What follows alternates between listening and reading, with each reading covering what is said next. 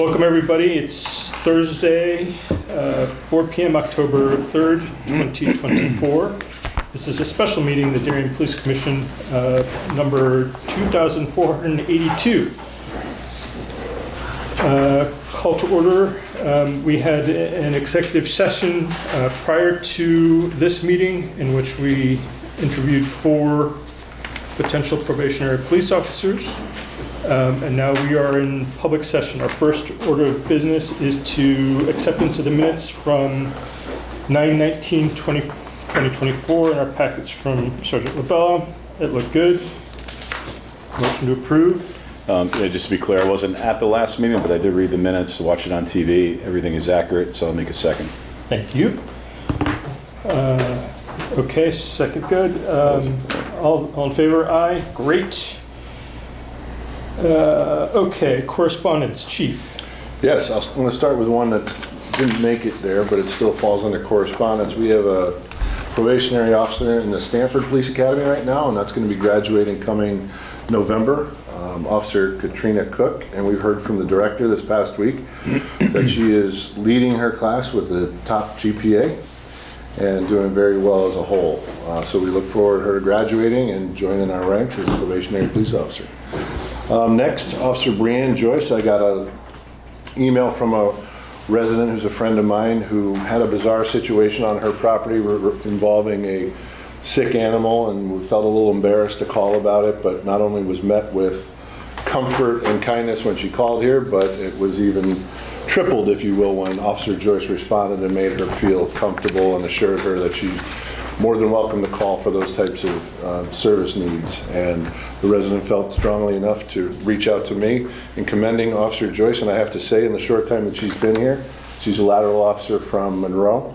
In the short time that she's been here, we've had several incidents where the residents that she's dealt with have commended her. So happy to have her among our rank and file, and wish her the best and thank her. We also received a letter from the Community Fund for helping out with the annual Darien Road Race, which was on September 15th. That's not too much of a heavy lift for our people, but they were appreciative nonetheless.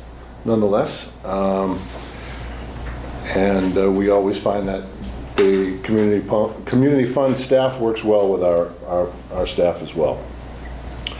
And lastly, an email from the Depot program. I'll let Captain Mastriani take that. I got an email from the Mr. Lucchesi, the Depot director over there, for recognition for Lieutenant Moore. He put on a good presentation, a very well organized presentation on DWI enforcement.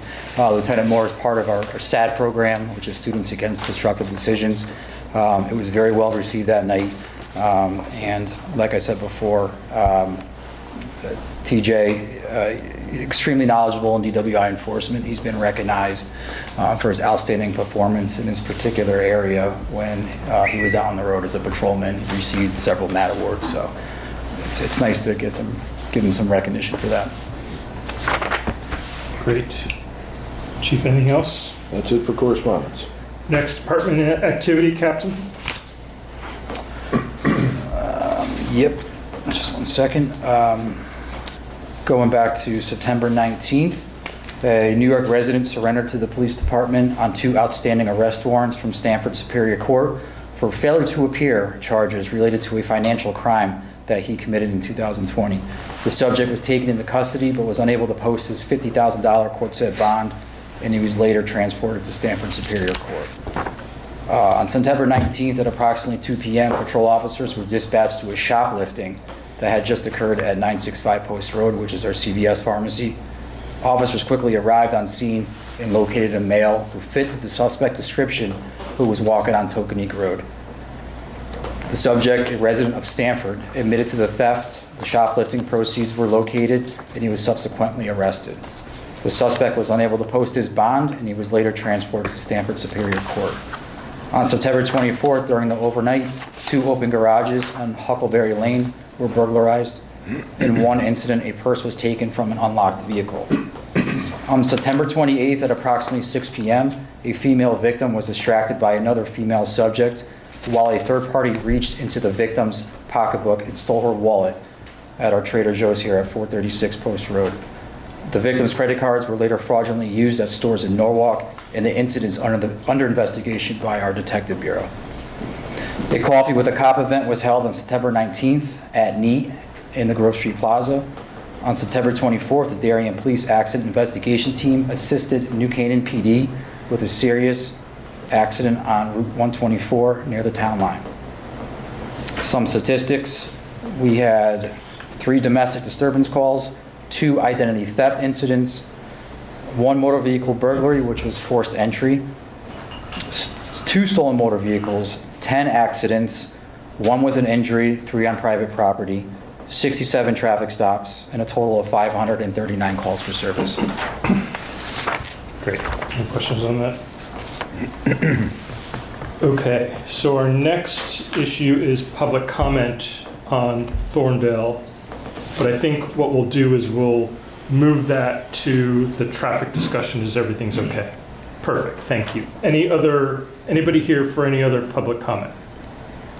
I wasn't here for the last time. We were talking about stop sign at Beach Drive and Outlook Drive, I think at the last meeting. So I couldn't make that, so I showed up at this one.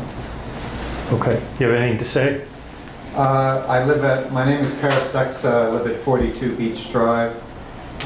That is we call it Lower Beach Drive, it's a private road. It comes into the intersection of Outlook Drive and Beach Drive itself. It's also a bus stop for the kids during the school season. I just came to encourage us to consider putting a stop sign in, stopping from Outlook Drive coming onto Beach. I have lived on both Outlook Drive for 10 years, and now I've lived on Lower Beach for 10 years, so I've observed a lot of traffic coming in and out from both directions. And the only time that there are near misses, and I will say there are near misses, there are plenty of times where people will roll the corner from Outlook Drive coming around, and they are the ones that are blind. They cannot see any of the vehicles coming out of Lower Beach. And even as a resident, if I'm going slow, which I do, if the cars don't slow down coming from Outlook going to Beach and they come around the curve, they really can't see any vehicles coming in. They don't have a lot of time to react. Part of the problem is obviously there's a big hedge there. We've had that hedge cut back. We did have the prior owners cut it back. But unless they clear cut it and open it up, there's no way to actually have visibility. And a stop sign would be an important safety measure. So a stop sign on Outlook? Outlook, yes. So the Outlook traffic would stop and have to look both ways before proceeding on to Beach Drive to make the right turn. This is at the lower end of Beach Drive, is that what we're saying? Yeah, the lower end of Beach Drive. So, it basically loops around, Outlook Drive Right. loops around into Beach Drive. And I don't know why there's never been a stop sign there, but, there never has been. And I think the assumption is they treat Lower Beach Drive like a driveway rather than a continuation of Beach Drive itself. I see. I will also mention, I don't know whether anyone did, because I think I heard there were no incidents, you looked into it. There was an incident sometime in the last year where a cyclist came around the corner and rode into a car on Lower Beach Drive. No one got hurt. I don't think it was ever reported. But I think having the stop sign would condition people to pause and stop and look for both cars, and frankly, a lot of children are flying around that corner. The neighborhood has seen an explosion of young kids. They've all aged now into riding cycles. Some of them are on their little electric bikes.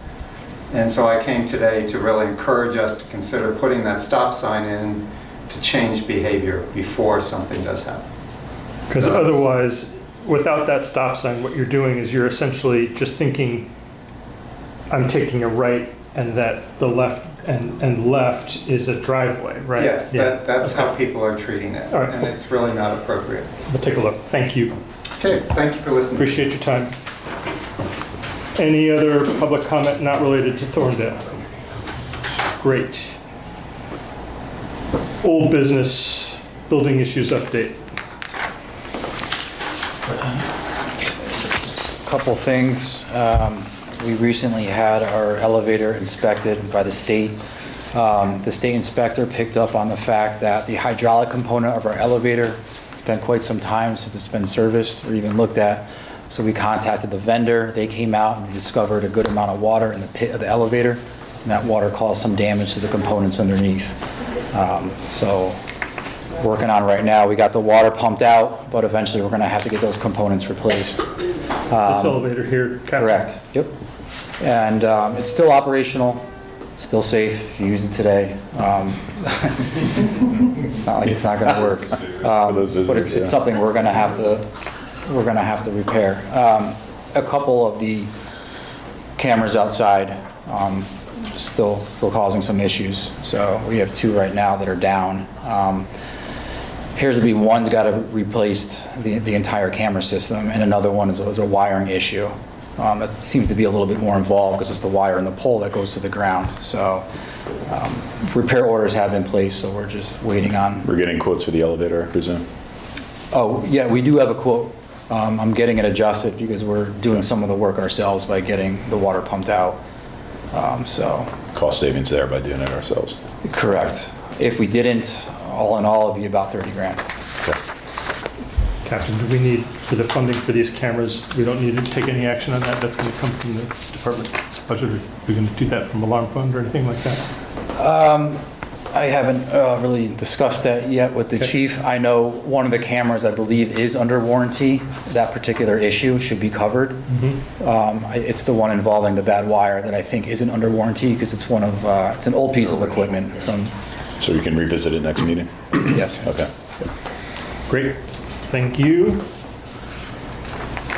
Okay, traffic issues, let's get into it.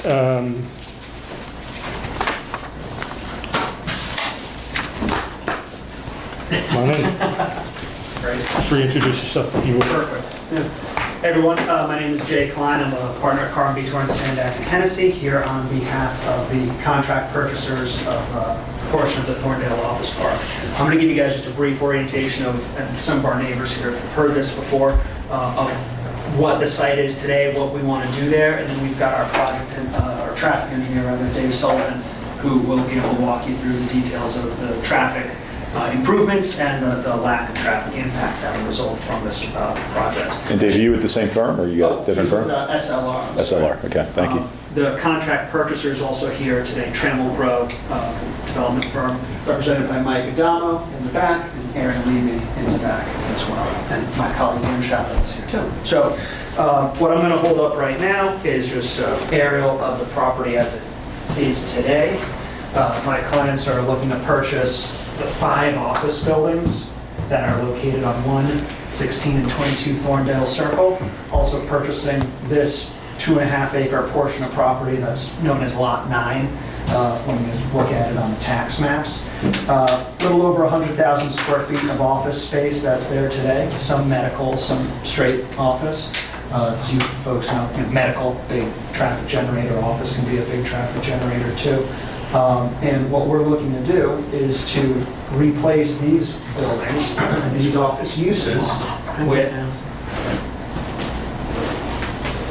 multifamily use, multifamily buildings. Essentially replacing the 5 office buildings with 5 multifamily buildings that will contain 175 apartments. You see some accessory garages in the rear, up to back along I-95. And a clubhouse building too, of amenity space and things of that nature. Where's that, I'm sorry? The clubhouse is right here, also along I-95. Folks will be, I think of most import to you is the fact that in addition to having the curb cut that exists today on Thorndale, being able to get into the property, we're also proposing a curb cut to both enter and exit the property along Hacker. And Jay, the 175 units, this is all new for us today. So the 175 units, they're single, double, triple units. How many, in terms of cars, traffic, that's what I'm trying to figure out. There are 105 that are 2-bedroom, and then the remainder are, and there's 6 studios. The remainder are 1-bedroom, so 60 some odd 1-bedrooms in there too. There are 312 parking spaces that are on the site. There's some surface parking areas. There's some enclosed garage parking areas, some tuck-under garage parking areas. So we completely comply with the parking standards, which are quite conservative when you look at what's actually needed. How many existing parking spaces? how many existing parking spaces are on the site today. I'll double check that number while Dave is presenting some of the other traffic issues. And the proposed is 312? 312. In total, okay. Yes, and that's in complete conformance with Yep. what's required for this use. You know, we when we were looking at this site, we thought that providing ingress and egress on Hecker was a traffic enhancement. In doing some diligence, I'll say, talking with folks in town hall, talking with folks in the police department, hearing and meeting with neighbors before we filed any applications, we knew that that would be a topic of interest. We also heard some concerns about speeds, folks driving on Hecker Avenue, so Dave and his colleagues looked at ways to try and calm speed up and down Hecker Avenue, so that's part of what we're going to show you. Traffic light on the post road entering? No. I mean exiting? Yeah, so, no, we did. We did this with Cloud 9, right? We did this with Cloud 10, yeah, Okay. and Dave looked 10. at it, but generally speaking, what you'll hear from Dave, and I'll continue holding the slides, but Dave, I think you're the one they want to hear from. Generally, you know, a traffic signal comes in when traffic's getting worse, right? When you're transitioning from an office use to a residential use, traffic's getting better. So if you want a traffic signal there, it's just not going to happen when you're reducing the amount of trips in the peak hour. You're saying it won't happen, you don't want to put one in, or the state will would tell you not to the put state one would in? not entertain Because you're going from less traffic, okay. Yeah, Thank you. so, Good evening, or good afternoon. Dave Sullivan again with SLR, professional engineer, and I manage the traffic and mobility planning for SLR. So the slides we put together, which are boards in this forum, kind of go through in general what our study consisted of and some of the key findings. And I guess I'll go right to your question before I start with whether it was still office or whether it was residential. DOT is going to expect a certain amount of traffic before they're going to let us put a signal there.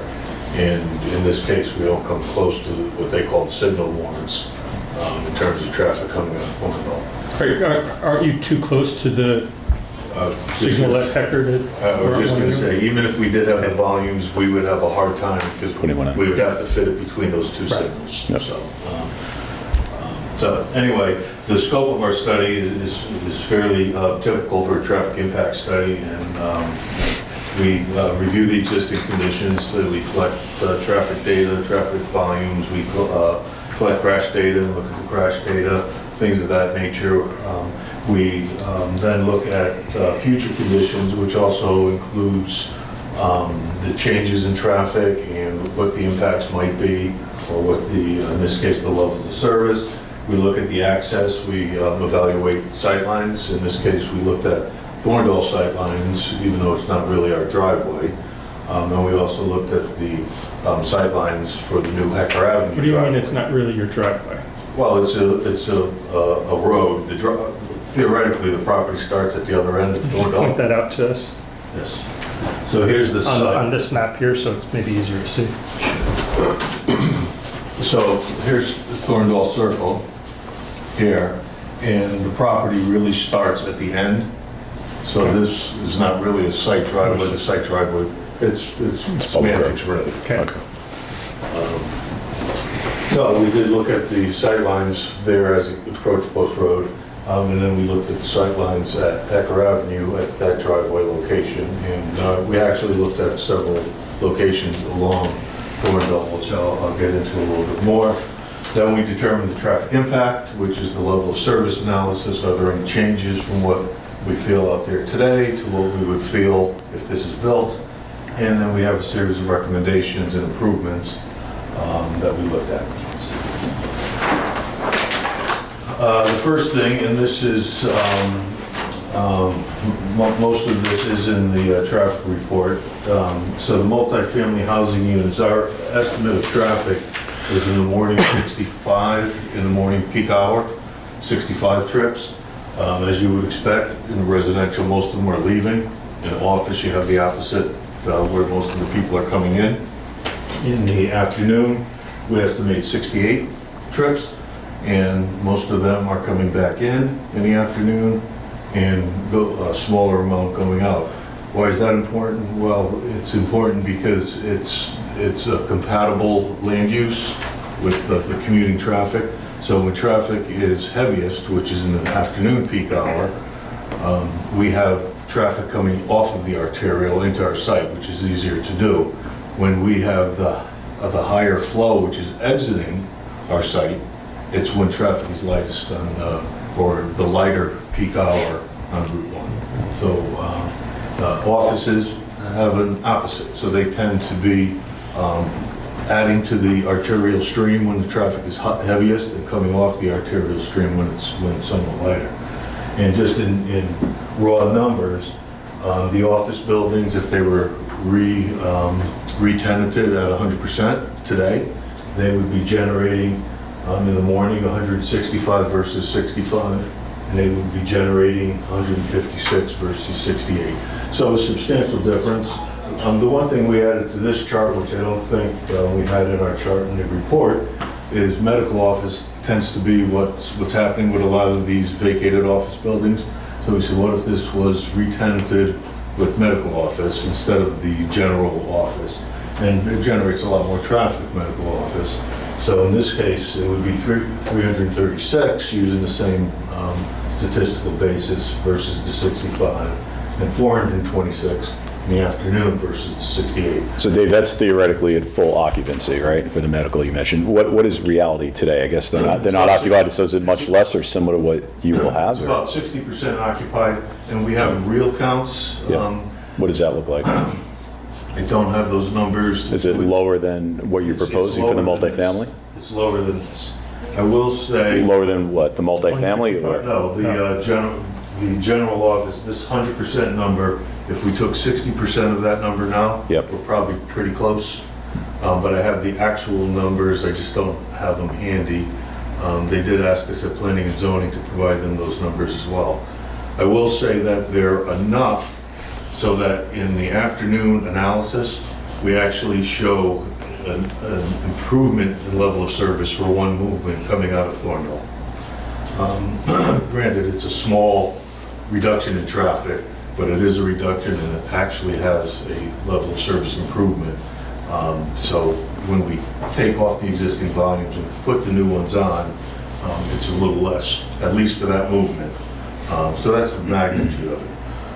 If I had to characterize it, we're probably generating about as much traffic as we're taking off in round numbers, but we're splitting that traffic down between two driveways. So Thorndale will have I'll call it a modest reduction in traffic. So I don't want to jump ahead here. Am I, you good, Kevin? So I have a question. Okay.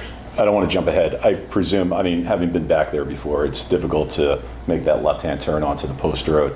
If you're doing a curb cut onto Hecker Avenue, which, makes sense, I see why you're doing that, there's a traffic light.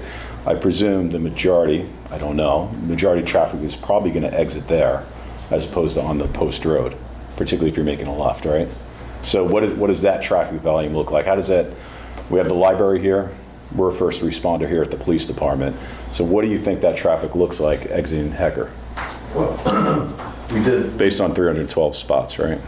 Sure. And again, there's not many people exiting the traffic during the afternoon when the traffic is heaviest and that left turn is most difficult. Let me see. So our estimates coming out of Thorndale in the afternoon would be 16 lefts compared to at Hecker at the driveway taking a right turn or taking a left turn out of Hecker and coming up and taking a left turn at the signal. We estimate 5. So most people will still. Only 5 cars in the afternoon? Only 5 cars, making that left out of Hecker onto Route 1, taking a left. And again, part of it has to do with. And then can you break that out a little bit better for me? So what do morning hours look like? You mentioned afternoon hours, evening hours. And the other part, if you can address this too, a concern for me would be we're first responders here at the police station. We have the library that currently probably, I don't know, you probably know better than I do, hundreds of cars a day that go in and out of there. Is there any concern from your perspective, traffic backing up at that light? If we had to respond to something from the police department with the ability for us to get out in a timely fashion. Is there any concern there? No, we're not impacting those particular movements of any substance. There's no change in the level of service, no change in general terms with the queuing. It's not like we're increasing the queuing by even It would a not be. vehicle. Okay. Again, because it's a small amount of traffic over an hour. So if you'd like, I can go through each of the driveways and what they're generating. So coming out of Thorndale in the morning, we are estimating 13 lefts and 5 rights. And coming in, 2 lefts and 8 rights. Say that again. So The second set of numbers in, in, Two 2 and 8. left and 8 right. okay, In the morning is what time?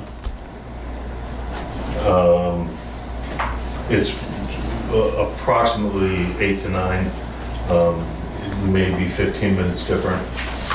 The ATR was 8 to 9, which is the machine count, which gives us hourly. And sometimes the manual counts, it's a little bit higher if we stagger that by 15 minutes. okay. PM Thorndale, Yep. PM Thorndale, 6 lefts. Or was it 16? 6 lefts, I'm sorry. And 3 rights. And in 6 lefts and 21 rights. Now that 21, so it is, well, let me give you the numbers first, because we're jumping ahead a little bit, because we're restricting the access at Thorndale, not allowing left turns in. Hecker. At Hecker, I'm sorry, at Hecker. And just be considered, what are the afternoon hours considered? 5 to 6. so, I'm sorry. If you're coming down Hecker from 95, you're not going to be allowed to take a left Correct. into? Correct. So the most direct way to get into this site, if you're coming from the west, is to stay on, get off exit 11 and take a right on Thorndale. That's why that number is 21. It's probably the highest number we have in all of the individual movements. Because of line of sight with the corner. Right. Okay. And, So the only way you're going to get in from Hecker is to come from the post road. Correct. It's right in only. I So guess that I'm will get, confused as to what problem we're solving now, right? If we're saying essentially on that chart there, no, flip back, that at 221, right, we're going to have 68 people, and at 710, optimally is 155. It's like an eye chart, right? There you Thank go. you. 156, pretty close. But we're saying now that at occupancy today, it's more like 68, right? This number here Right. is more like that number. So the number in and out is not really going to change, right? correct. It's probably about the same of what you're experiencing today. Okay, fair, roughly, get it. Roughly. So then what problem are we trying to solve by putting an exit or entrance on Hecker? If it's the same in and out, perhaps different times, what are we solving by putting something there? Well, it's when we approach this, when we approach any of these studies, what we're looking at is if we were putting this site and there was nothing there, what's the best access? The best access when you have a corner lot is to not have them get to the corner to the extent possible. So the signalized intersection of Hecker and Route 1, when you have the ability to bypass that intersection, that's the best, because you're not putting it in where the traffic coalesces. Now, the folks that want to go that way, whether, for instance, we're allowing the right turn out, if you wanted to take the right turn out and you didn't have this, you would have them come out here, they would have to go through the traffic light, and they would get here and get to the same point eventually. There may be a minor difference. Somebody may say, oh, well, I'll go all the way up here, and hop on 95 or something. So there is a possibility that that might not be the exact same number, but it's approximately the same amount of people. And by having the two driveways, we're taking the traffic and not concentrating it at that traffic light. So it's not trying to solve a problem, it's trying to minimize the impact that something may have. Yeah. It's trying to make something better and sort of equalize the trip distribution. I think when we're talking about, as Dave was saying, making better, and going back to that comparison of what's there today, what could be there tomorrow, one of the reasons why it's not more than 60% occupied today is because it's not being aggressively marketed for occupancy for office or medical office. It's being marketed as an apartment, as a multifamily situation. So if there isn't multifamily that comes in here today, it could always reach peak occupancy without any municipal oversight, right? Offices would just move in, there'd be no planning and zoning review of that, there'd be no police commissioner review. Folks would just open up their offices or their medical practices, and the trips would increase and increase and increase, and no one would have an opportunity to really prevent that from happening. I think what we have, when you have a development, you have an opportunity to, as Dave said, kind of think about it, well, if we were starting from scratch, how can we do this better? And, how can we address some other concerns that we've heard from folks in the public that we'll get to shortly soon, I'm sure, so. Okay, keep going. Can I ask a quick question? Is there any thought or data compiled for weekend use? Now, I know there's probably very low weekend use coming out of Thorndale currently, but if we're adding multifamily, that'll be complete new numbers. We typically wouldn't, and for a couple of reasons. One, residential peaks during commuter hours.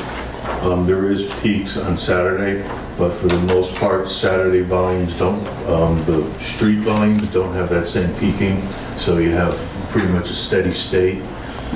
So it's not considered the critical time period to analyze within the industry. If we had a commercial use such as retail, we would look at afternoon peak hour and Saturday, but we wouldn't look at AM peak hour. So we just followed the standard protocols and did the AM peak hour, which is industry standard.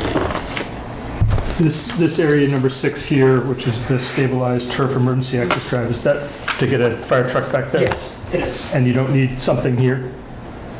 No, so it's funny, I met with Chief Bush earlier today, and we provided him with fire truck turning exhibits. He hasn't had a chance to review those yet, but the fire truck can get in here adequately, and this area here is, the fire truck can make all the turning maneuvers around the Why, building. because they can't make it here? I think they can make it in there too. This just allows another means to get around and get back. Thank you. And that is, talking about emergency access, that's another reason why you want to have multiple curb cuts if you can, which we can here. And Dave, just to educate me briefly, is it typical when you do a traffic study, when you mention morning peak hours, just to do it for 1 hour, like 8 to 9, as opposed to, I'm asking, right, 7:30 to 9, and afternoon at 3:30 to 7, or 5, just do 1 hour, is that typical? Yeah, so typically what you do, and what we did in this case, is you count a period. So we would count 7 to 9, which covers most morning commuter peaks. Okay.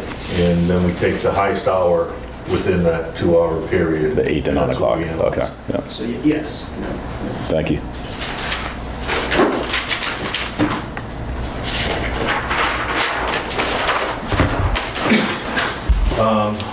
So some of this we've talked about already, but the impact analysis, the level of service analysis, which is the letters A through F. A is excellent and F is failing levels of service. So we found that at the driveway onto Hecker Avenue, there's operator level service A. So there's not the traffic out there where we're creating an area where there's going to be sluggish operations by any means. And at all the other intersections that we analyzed, which included the ramps and the intersection of Hecker and Post Road, there was no change on any of the individual lanes' level of service.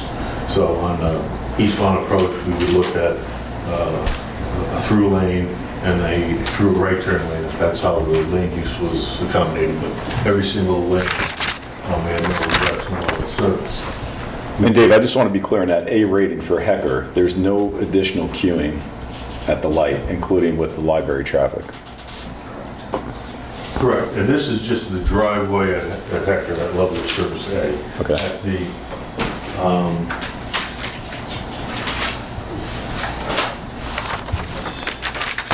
Hector Avenue, Route 1, we have levels of service, they range, some of the approaches are level of service A.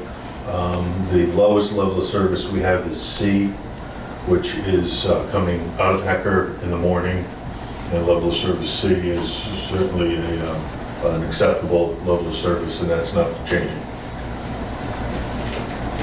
What's it today? It's C today. It's C today. C today will be C.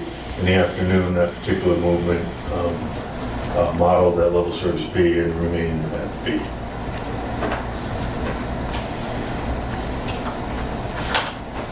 The one thing we did find as we were going through things was coming off of the I-95 at exit 11, the southbound ramp where it splits, part of it goes off to Leroy, part of it, well, the part that goes off to Ledge. The left turn there, which comes towards us, is currently at level of service F based on our models. So obviously you can't get worse than F, so it remains F, so it's not necessarily it's not a reduction in level of service, but we looked at it and said, is there anything we could do in general just to make operations better there? We did some minor timing changes of the magnitude of a few seconds, and we could improve that level of service from F to E for that one particular movement, that left turn off of the ramp, and I believe that was in the morning peak hour. We're going to make that a recommendation. We need to go to the state for Office of State Traffic Administration. They control the road, they control the ramps, or they control Route 1 and the ramps, and we'll make that a recommendation. It's up to them to implement, or to allow us to implement it, or many times they'll implement it themselves with their maintenance group. But that's the one thing we identified in the corridor that we think could use a little bit of help. There was conversation over the last 2 years that the state was going to make 2 left turn lanes coming off the ramp. Where that right lane would be an option to go straight on the Ledge and left onto the post road. So I don't know if that's part of what they'll be asking to do, but I mean, it's the state, so I don't know if that's still being pursued or. Yeah, we did see if there were any outstanding projects in the area, because there's a lot of signal projects. There is 1 or 2, I think, in Darien, not near here though. And there was nothing that was brought to our attention on the ramp, but certainly it'll be. Well, I think it's 6 years in the making, trying to do the re-signalization of Post and Hecker right here. We're still waiting on that, right? Yeah. At least 6 years. Well, no comment. Can I see both of those boards real quick? And the existing one, too, please. Chief with, or even captain, I guess it's not going to change the proximity from parking from this space to the proximity to our back lot here. I worry a little bit about security along this border here, but it doesn't seem like, I mean, you in theory could park right there, which is your parking right here. Okay, don't love it. Right? See what The I'm only saying? conversation with my predecessor that we had was, we don't have a lot of room in our lot, and depending on how your side of the property was going to be graded and or redone, would it be worth looking into trying to modify our section to widen our lot? But it doesn't look like too much is changing there. No. While we're on that area, if cars are coming down and you're saying they don't have the ability to take a left into the lot to the Heck, what's going to be in place to prevent that? We have a, where's the jump in here?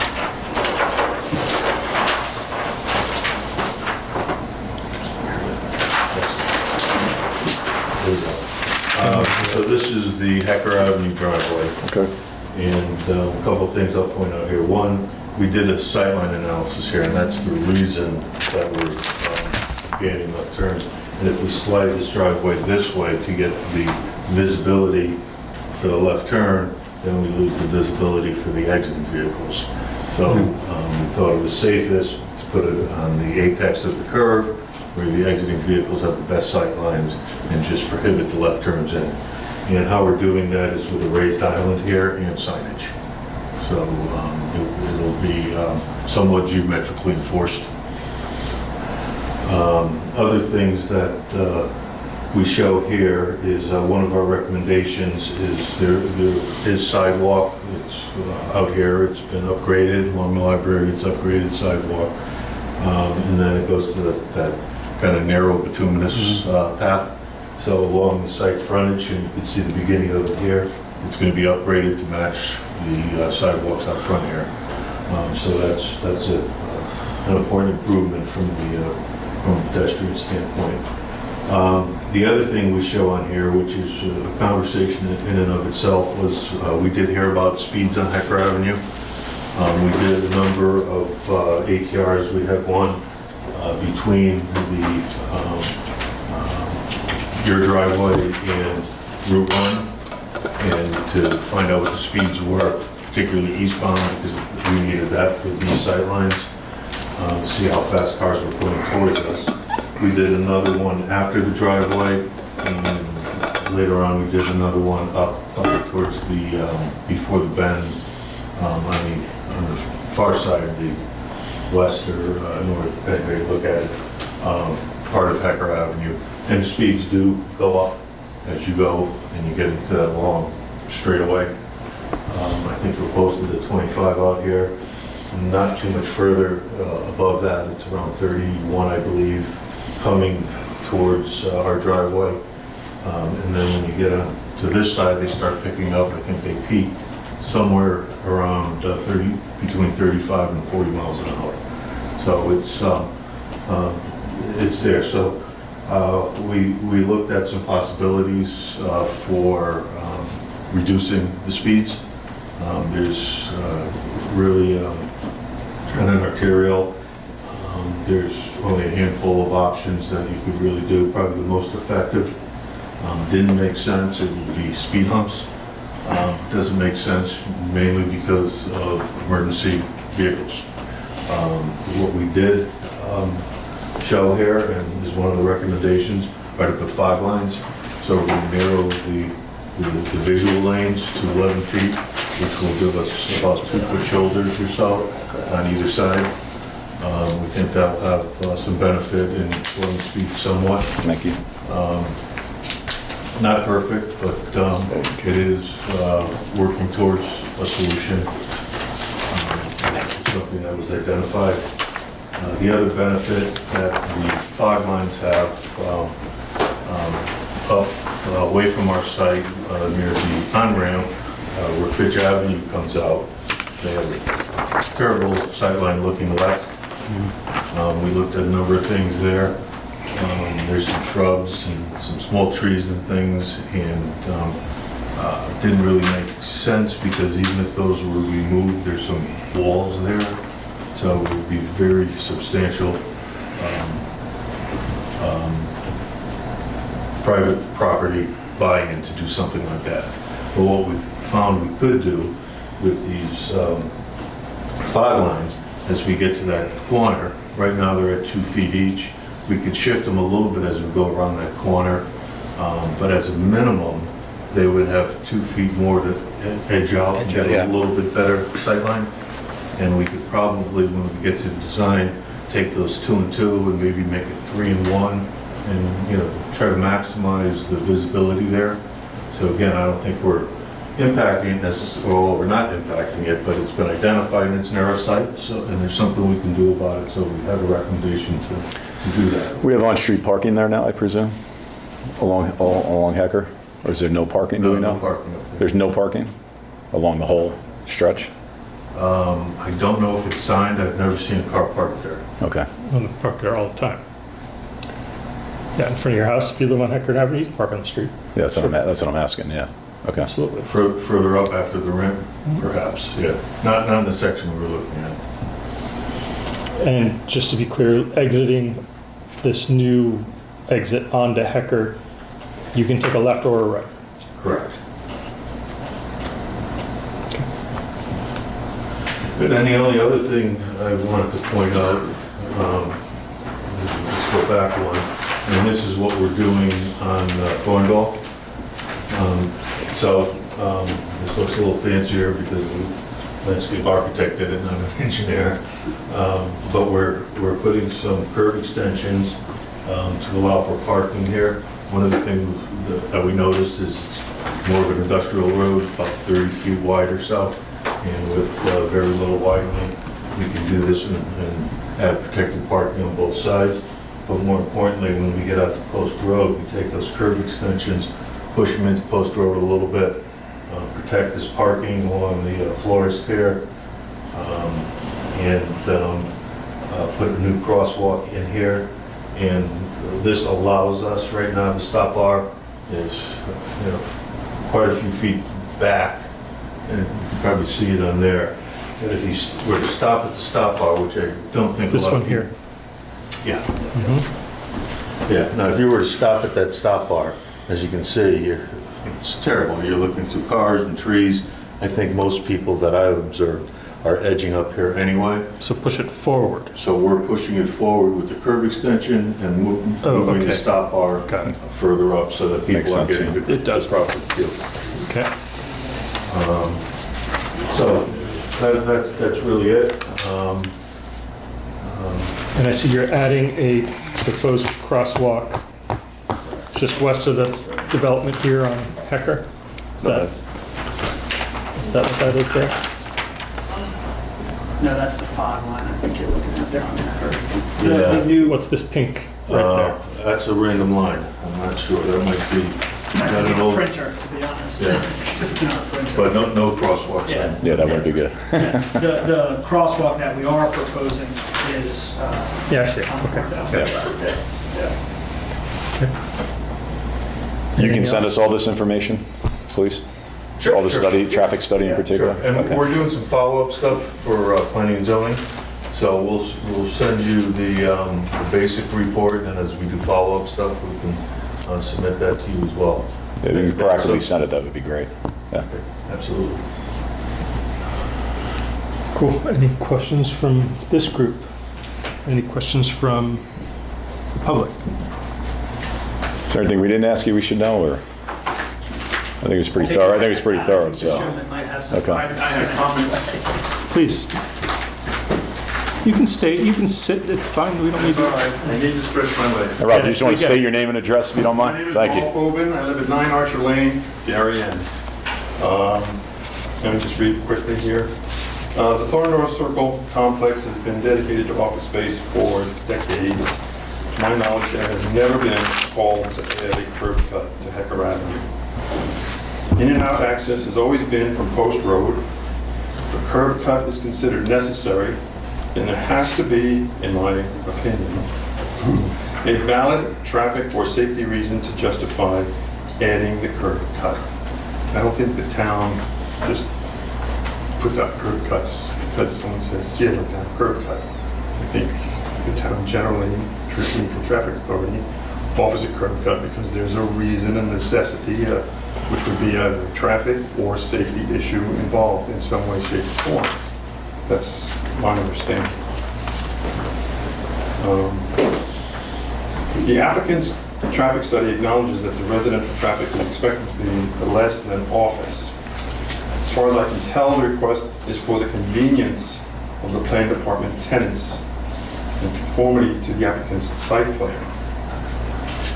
Other than that, I have not heard any real reason given for the actual need of the curb cut from the basis of what I mentioned earlier. Is there a safety issue? Is there an outstanding traffic issue that warrants a curb cut? Okay, in my view, should the request be approved, it will move traffic that was once on Post Road to Hecker Avenue. And in fact, they said that during their presentation, that people are probably going to come in through Post Road and then they're going to go out through Hecker. So traffic that had been in the past on Post Road will now transfer at least on an exit basis for sure, to Hecker. And that, to me, that's an increase in traffic on Hecker Avenue. Now, I live at Archer Lane. I go to the corner of Fitch Avenue to make that turn at Hecker and Fitch on a left to go west. And that is, and still remains to this day, what I call a white knuckle experience, because that curve coming from the other direction is blind. And there are numerous times, and I pull up, okay, they can put their white line there, that's fine. That's pretty much where I go now, because otherwise I can't see. There's a big tree to the right, which blocks the view, okay? There's a blind curve with bushes and walls, as they mentioned, that's correct, to the left.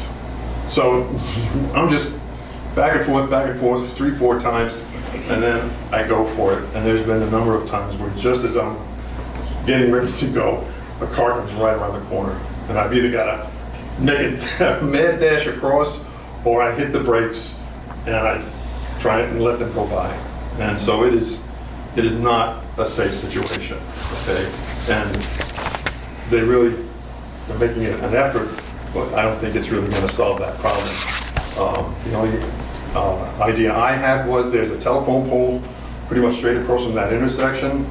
I had an idea of maybe putting up a convex mirror so we can see traffic coming in the mirror, so we can make a more intelligent decision about when to make the turn, okay? So we can see somebody coming. In fact, I sent that into the prior administration here at the police department, but that did not receive any response. All right, so I've already said that in my view it's approved. Traffic that was once on Post Road will move to Hecker, particularly the exiting traffic. Is that warranted and necessary? Turning west at this intersection of Fitch Avenue and Hecker is already stressful enough. I'm asking the legal traffic authority to clarify the protocol it follows to grant a new curb cut. I assume there are protocols, there are standards that you have that say, yeah, this makes sense, okay? And I'm asking the legal traffic authority to clarify the protocol and whether this application qualifies for a curb cut. If there is no valid reason, then I ask the traffic authority to deny the request. That's pretty much the crux of what I have to say. Do you have any questions for me? Nope, we got it. Thank you. Thank you. Thank you for your comments. Any other public comment? Good afternoon, I'm Cheryl Russell. I live at 18 Fitch Avenue. I am also an RTM member, and this is in my district. So I am also representing some of my constituents. As Ralph said, I too, and my people that I've spoken to, are totally against the exit and entrance onto Hecker Avenue. We feel that their analysis of comings and goings, I can't figure it out. I live on on Fitch Avenue, and like I said, I just asked my husband, how many times today did you go in and out? How many times did I go in and out? And between the two of us, within 4 or 5 hours, we were in and out 10 times. So if you have 175 units, 105 two-bedroom units, that's 210 people, along with, I would think, 2 cars, coming and going all day long. Now, I know a lot of people work from home now, and that's a whole different ballgame. But still, this is for all age groups, and there's got to be more than, at peak hour, 65 people coming out of this complex. I can't wrap my head around their analysis, but I'm not a traffic man, with all due respect to all of them.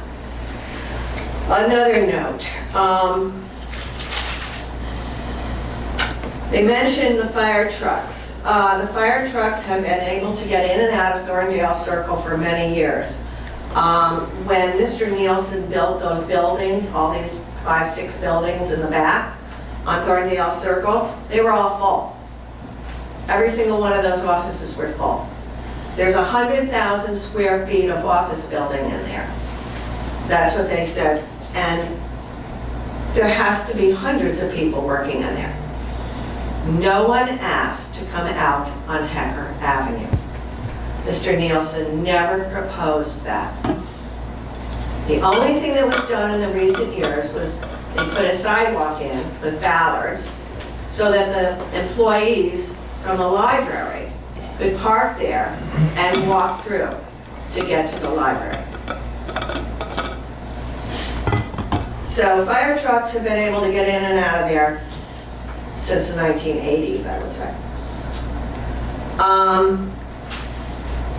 We're going to have a new nursery school on Heights Road. I believe it's the Goddard School.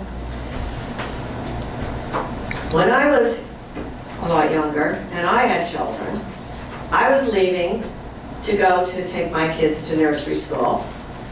The closest way to get there, the shortest route, and go up and down Heights Road, Hecker Avenue, to get to Heights Road, if they put these children there, that's how they're going to come out. And when they're coming back, they said that you're not going to be able to make a left-hand turn into this, as they called it, their main entrance and exit is Hecker Avenue, not Thorndale Circle. So I'm coming back down Hecker Avenue, and I live right there in one of those condos. I am not going to go down Ledge Road with all that confusion, onto the Post Road, and then come in through Thorndale.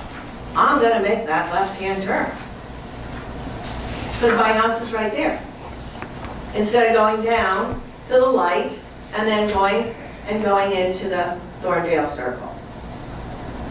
And I'm saying that because we have now, since we have Great Island, we have a no left turn arrow coming out of Peartree Point Beach. I urge you to go down there on a Saturday and Sunday and tell me how many people come in and take that left-hand turn. That hasn't been just since Great Island, that's been since Well, I was a boy. it's been every summer. Every summer. It's been Every enlarged.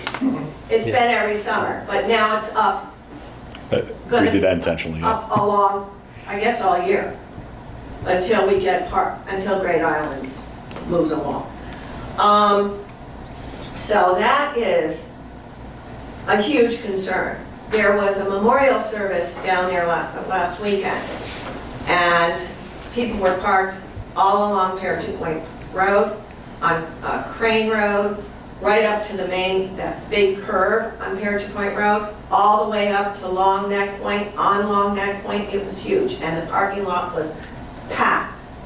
When people came out, they turned left. So people were stopped coming down to Peartree, and everybody was coming out, going up Peartree. 99% took that left-hand turn. So I don't know, when they say signage, signage is going to stop people from taking a left-hand turn. Well, I think if you look at it, I agree with all your points. So there's nothing preventing you other than that sign coming out of Peartree Point to take that left, right? Right. If you look at the geometry of that little island that they have here, if you're coming down from the west part of Hecker and you want to take a left, you can do it, but you're going to ruin your rims on your car.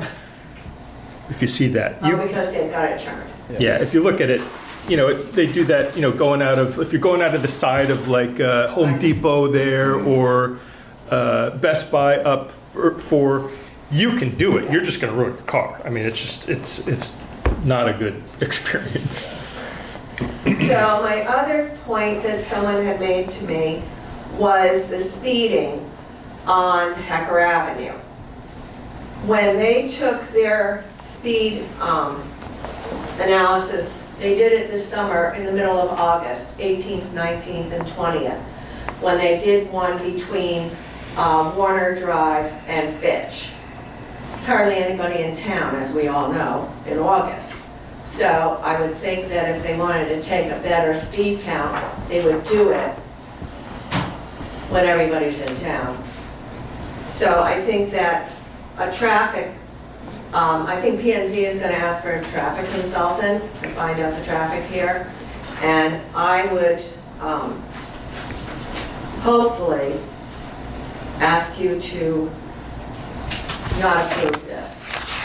I think we're missing a lot of data, to your point, right? So we're not taking votes No, I know tonight, you're not taking right? I think votes. we're going to get a little bit more data. There's some more Right. submissions that have to come in. We're going to have to read those studies, and we'll follow, of course, some of the recommendations that P&Z comes through. There's great collaboration and coordination between us too.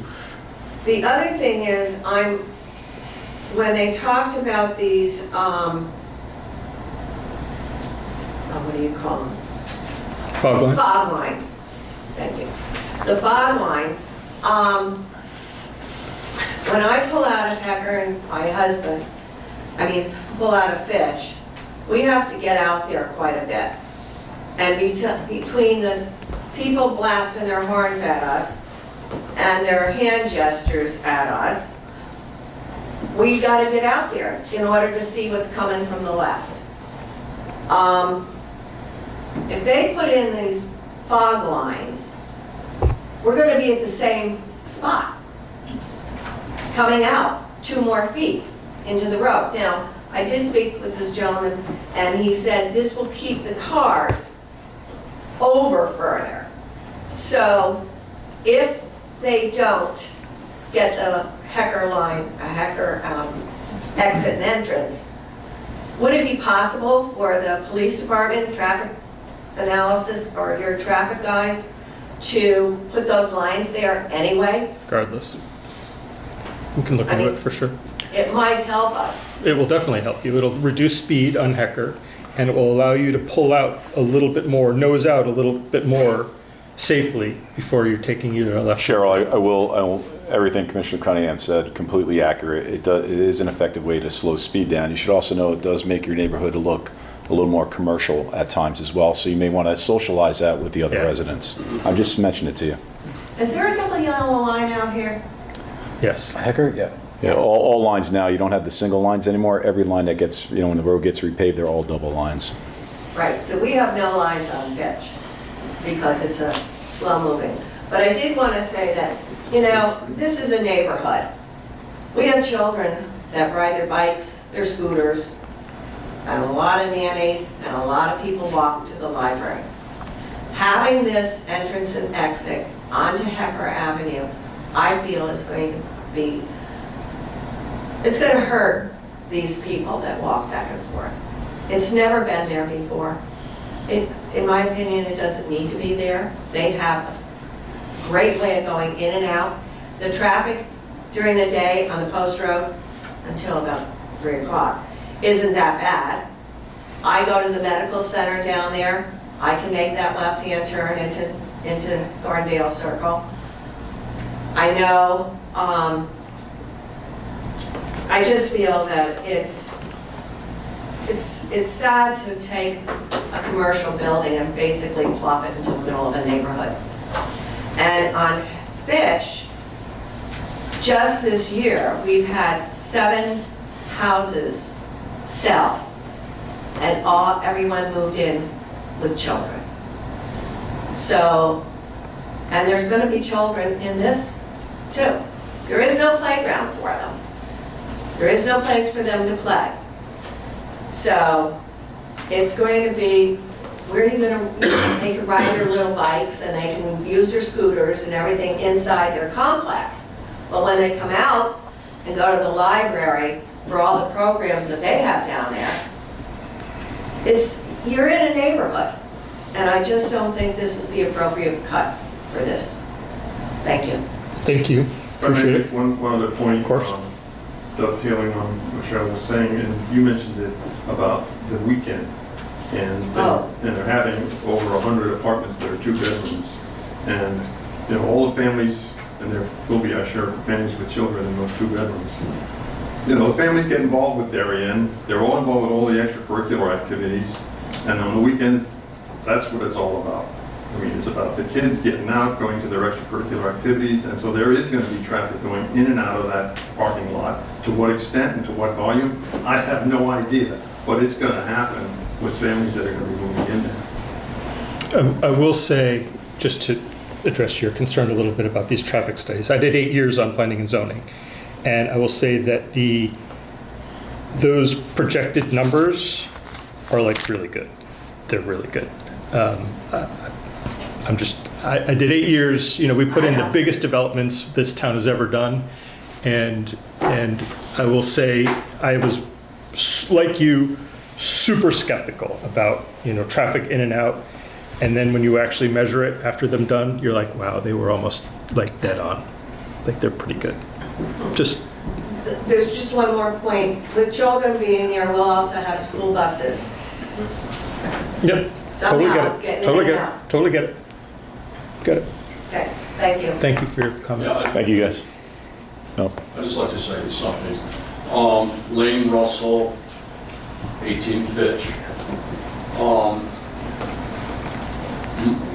One of my major concerns was the fact that the traffic people were saying that there wasn't going to be the traffic that there was it said 60%.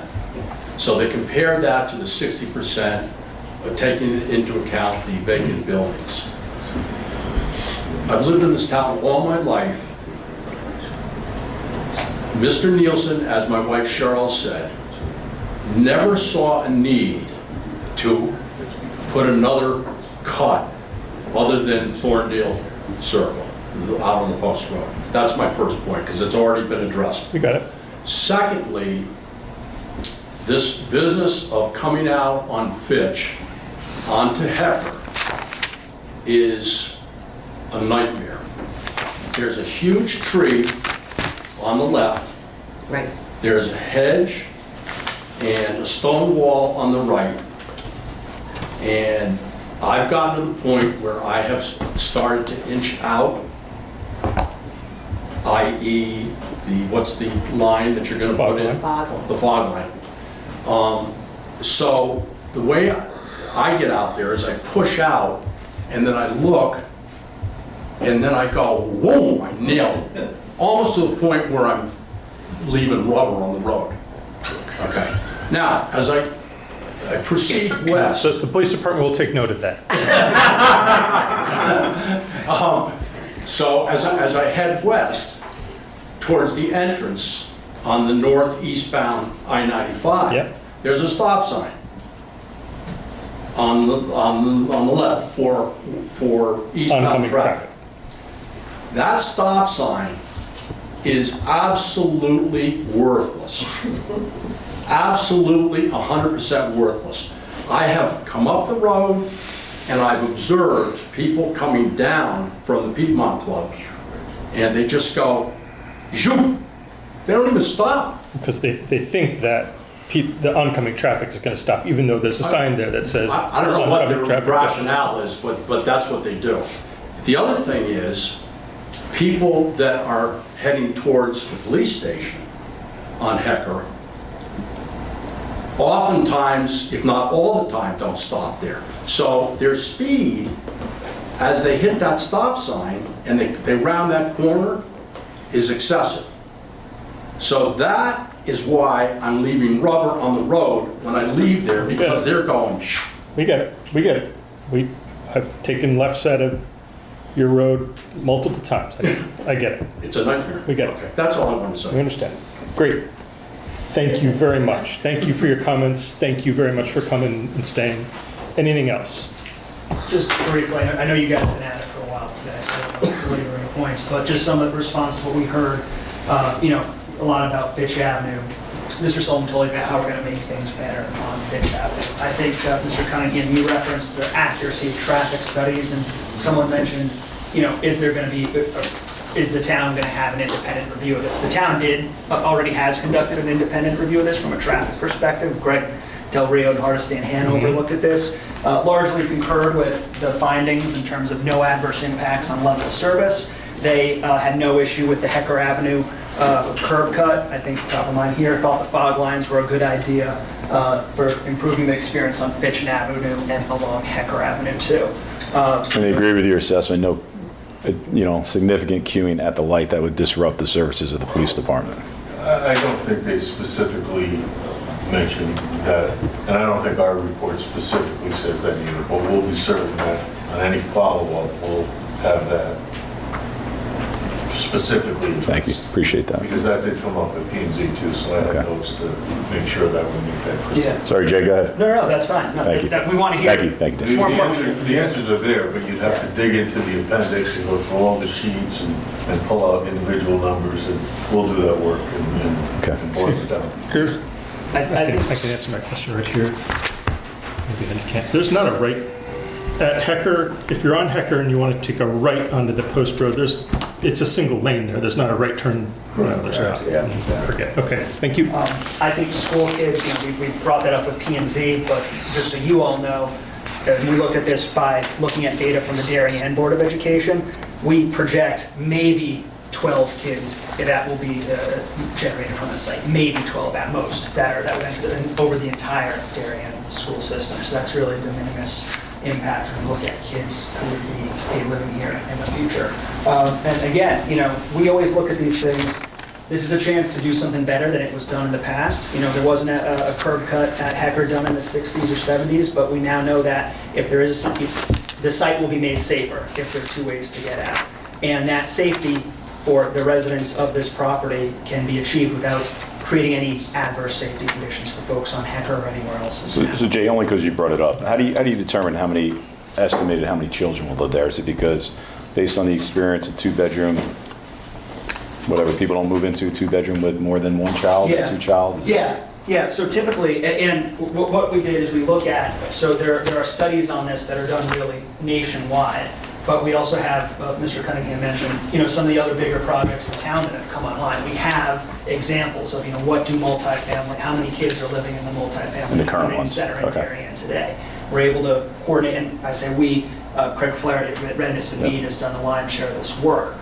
Call the Board of Ed, see how many kids are coming in from these new communities, and then we can extrapolate that data into what, the folks that'll be coming here at Thorndale Circle. I think of those, if we call it a dozen school kids that would be associated with this site, we think it might be, at least a good chunk of those might be a situation where, that started out in a single family home, mom and dad split up, and mom maybe is in the house or dad's in the house, and whoever's not in the house, comes to the Thorndale Circle. Okay. So it might not even be a new child. And would you expect that, I know you can't, it's hard to speculate, but would you expect a school bus to go up Thorndale? I don't know. That is something that we will have to look at. I'm not sure. And that might be a decision, they might say, wait. It's not up to you, but- Yeah, exactly. Okay. There's a nice circle there. There is a nice circle. Yeah, So they that's true. might be- Okay, Thanks, guys. great, Appreciate it. appreciate everybody's Thank you.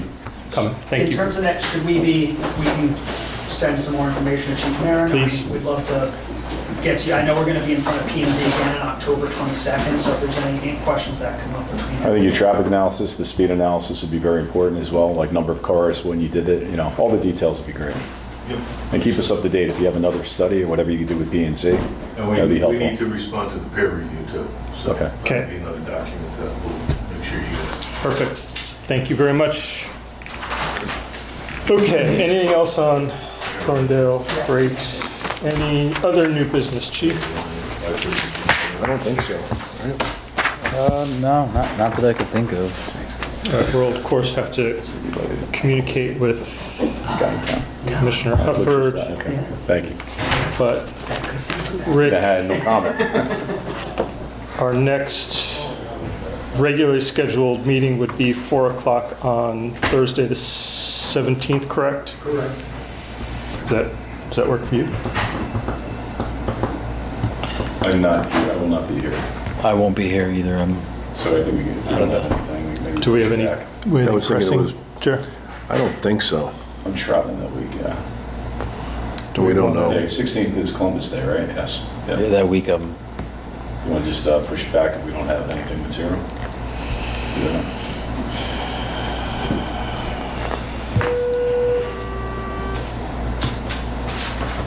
So that means 24, we'd have to have a special meeting.